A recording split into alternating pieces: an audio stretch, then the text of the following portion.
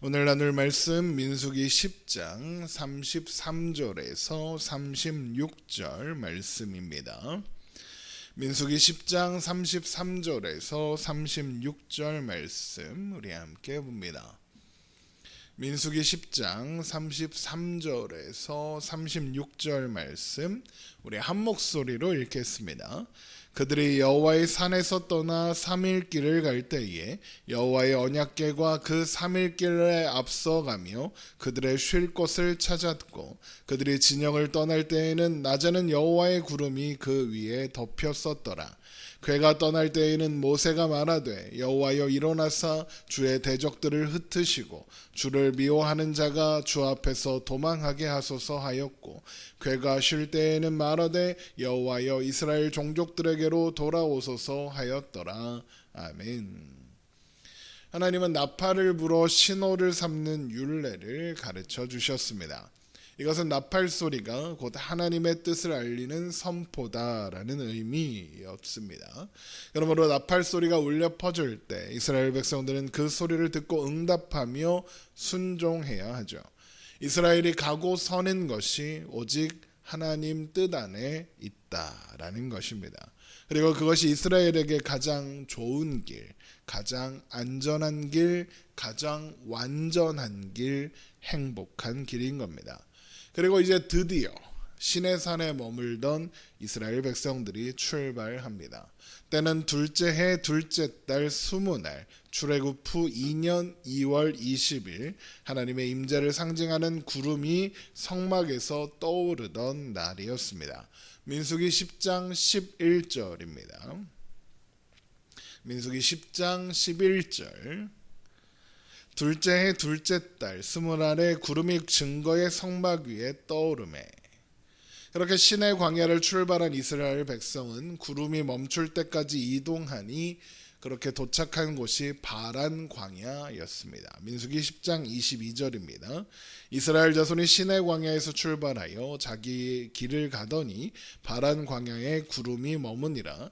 시내산을 떠나 이스라엘 백성들의 첫 번째 경유지가 바로 이 바란 광야였던 겁니다. 바란 광야가 정확하게 어디인지는 알 수 없습니다. 그저 시나이 반도, 오늘날의 시나이 반도 북동쪽쯤 어디, 지금 애굽에서 시나이 반도를 거쳐 가나안으로 가는 그 여정 어디쯤이겠구나라고 추측할 뿐입니다. 하지만 물론 그 위치가 그렇게 중요하지 않습니다. 하나님이 인도하시는 길이므로 어디로 가든지 어디에 있든지 가장 적합하고 필요한 경로일 테니까요. 이스라엘 백성들의 행진 순서는 민수기 2장에서 3장의 말씀에 하나님께서 가르쳐 주신 말씀대로였습니다.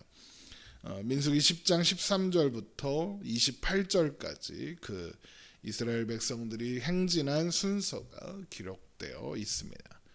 그런데 이 말씀에서 우리가 반복적으로 확인하는 것, 예를 들어서 민수기 10장 13절을 보면 이와 같이 그들이 여호와께서 모세에게 명령하신 것을 따라 행진하기를 시작하였다라고 하였습니다.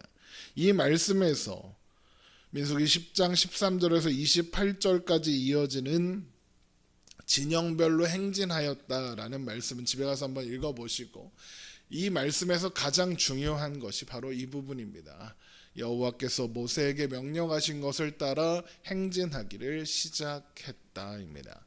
이것은 다시 한번 이스라엘의 가고 서는 것이 오직 하나님의 뜻 안에 있다는 것, 그리고 하나님께서 그들을 하나님의 말씀하신 대로 책임지고 계신다는 것을 보여줍니다.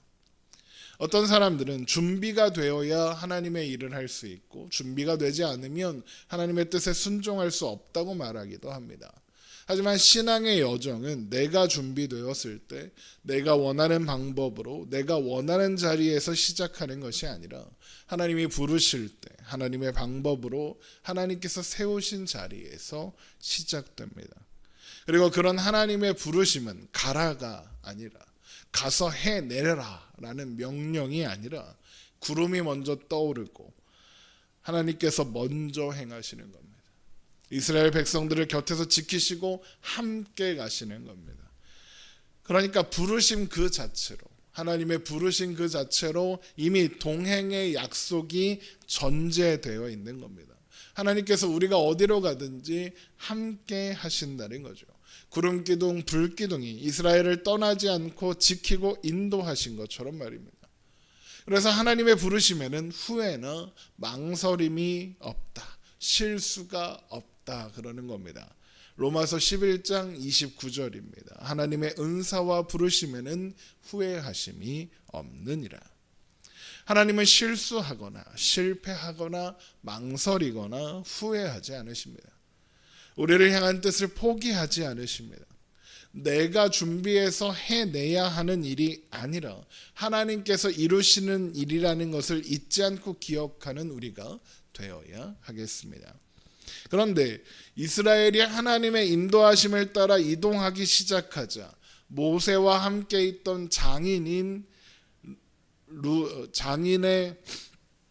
모세와 함께 있던 장인 루벤의 아들 호밥, 그러니까 처남이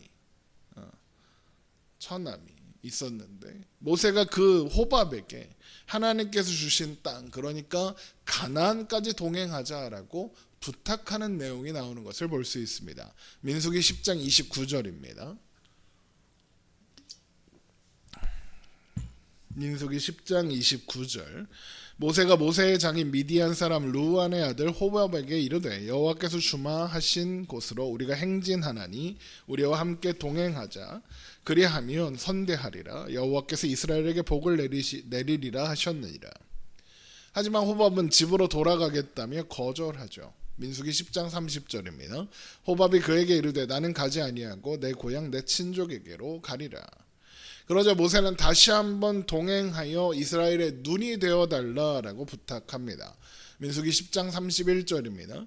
모세가 이르되 청하건대 우리를 떠나지 마소서. 당신은 우리가 광야에서 어떻게 지칠지를 아나니 우리의 눈이 되리이다.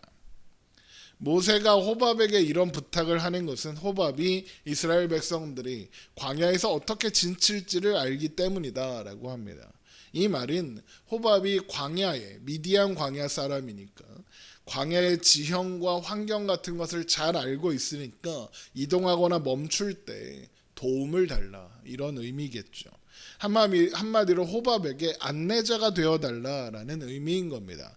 그렇게 하면 하나님이 그에게 복을 주실 것이며 이스라엘 백성들 또한 그를 선대하겠다 약속까지 합니다. 민수기 10장 32절입니다. 우리와 동행하면 여호와께서 우리에게 복을 내리시는 대로 우리도 당신에게 행하리이다 입니다. 물론 호밥에게는 모세가 원하는 경험과 지식이 있었을 겁니다. 그는 미디안 광야에서 자란 사람이니까요. 그래서 결국 호밥은 모세의 부탁을 수락하고 이스라엘과 함께 가나안까지 갔을까요, 안 갔을까요? 이 민수기에서는 호밥의 대답이 기록되어 있지 않습니다. 하지만 사사기 1장 16절과 4장 11절에 있는 말씀을 보면 호밥이 가나안에 있었다라는 말씀을 확인할 수 있습니다. 그러니까 호밥은 모세의 부탁을 수락하고 가나안까지 동행했던 것을 알 수 있는 거죠. 그러면 민수기는 왜 호밥의 대답을 기록하지 않고 있는 걸까요? 모세가 직접 기록했으니 대답도 알았을 거 아닙니까? 민수기를 쓸 때는 호밥이 아직 답을 주지 않아서 그랬을까요? 그렇지는 않았을 겁니다. 민수기가 호밥의 대답을 기록하지 않는 이유는 호밥의 대답이 필요 없기 때문입니다. 이게 무슨 말이냐? 호밥이 있고 없고는 중요하지 않았다라는 의미입니다. 지금 이스라엘의 여정을 누가 인도하십니까? 하나님이 하십니다. 그런데 지금 모세가 호밥에게 하는 부탁의 내용이 뭡니까? 광야에 대해서 잘 아니까 눈이 되어달라라는 겁니다. 광야에서 생활할 때 필요한 것들, 이를테면 어디에 물이 있는지, 어디에 장막을 치면 좋은지, 먹을 것을 어떻게 얻을 수 있는지, 쉴 만한 곳은 어딘지, 이런 것들을 가르쳐 달라는 겁니다. 그런데 호밥이 아는 그런 것들을 하나님이 모르십니까? 그럴 리가 없습니다. 아예 물이 있는 곳을 고려하지도 않으십니다. 왜요? 반석에서 물이 나게 하시는 분이니까요. 안전한 지형인지 쉴 만한 곳인지 생각할 필요도 없습니다. 왜요? 하나님이 구름 기둥으로 불 기둥으로 지키고 계시니까요. 어디에 있든지 어디로 가든지 안전할 것이며 어디로 가든지 낮에는 구름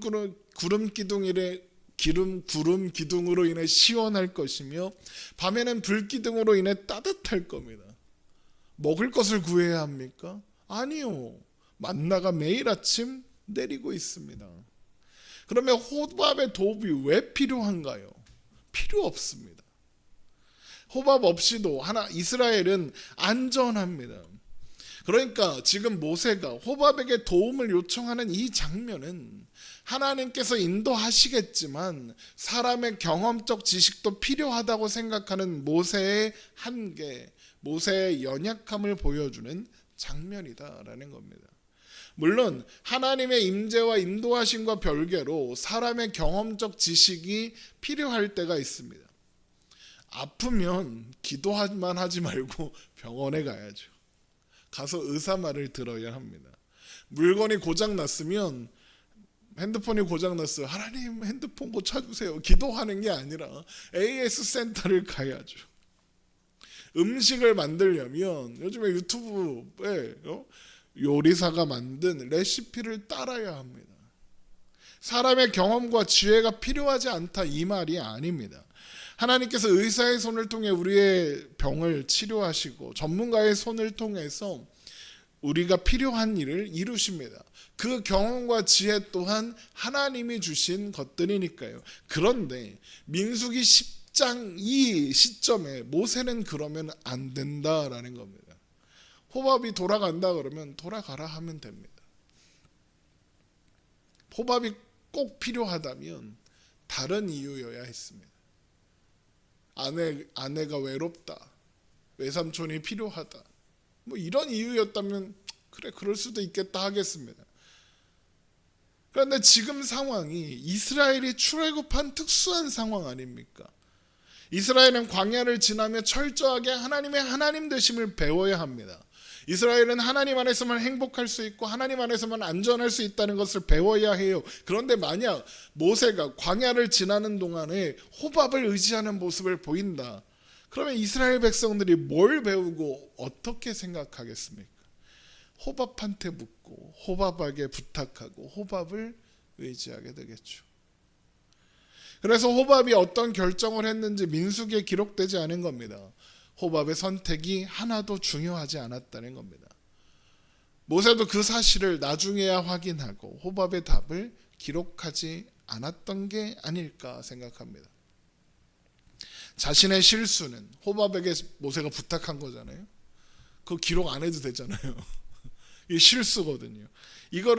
그런데 그건 남겨서 기록하게 하고 그 답은 기록하지 않았어. 이스라엘에게 필요한 것은 즉 이 사람의 경험적인 지혜가 아니라 하나님의 하나님 되심이다라는 것을 남겨둔 겁니다. 그래서 이스라엘 백성들이 시내산을 떠나 이동할 때 하나님의 언약궤가 앞서가서 쉴 곳을 찾았고 여호와의 구름이 이스라엘 진영 위를 덮었다라는 말씀이 이어서 나오는 겁니다. 민수기 10장 33절입니다. 그들이 여호와의 산에서 떠나 3일 길을 갈 때에 여호와의 언약궤가 그 3일 길에 앞서가며 그들의 쉴 곳을 찾았고 그들이 진영을 떠날 때에는 낮에는 여호와의 구름이 그 위를 덮였었더라. 이거 다 모세가 호밥한테 부탁했던 내용이잖아요. 다 필요 없었던 겁니다.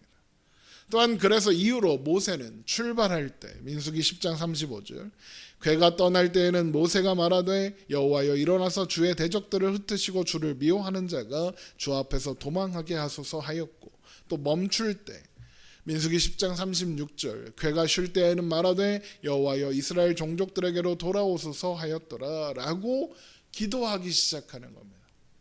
호밥한테 물어보는 거예요. 여기서 멈출까? 여기가 좋은가? 물어보지 않습니다. 하나님의 인도하심과 보호하심과 도우심을 구하는 자리로 가는 거죠. 그리고 이것이 호밥에게 도움을 구하던 모세의 결론이라는 겁니다. 하나님만이 우리의 도움이십니다. 하나님만이 우리의 길이시고 진리이시며 생명이십니다. 모든 선한 것이 하나님께만 있습니다. 우리 하나님이 그런 하나님이십니다. 여러분, 하나님을 바라보고 의지함으로 하나님께서 우리에게 허락하신 신앙의 여정을 걸어갑시다. 사람의 경험이 필요할 때도 있습니다. 필요하다면 하나님이 그 사람을 만나게 하실 거고 적절한 도움을 받게 하실 겁니다. 그러나 사람을 의지하면 안 됩니다. 하나님을 의지하고 하나님을 바라보며 하나님을 기대하며 오늘의 걸음을 내딛어 나아가는 우리가 되기를 주님의 이름으로 축원합니다. 기도하겠습니다.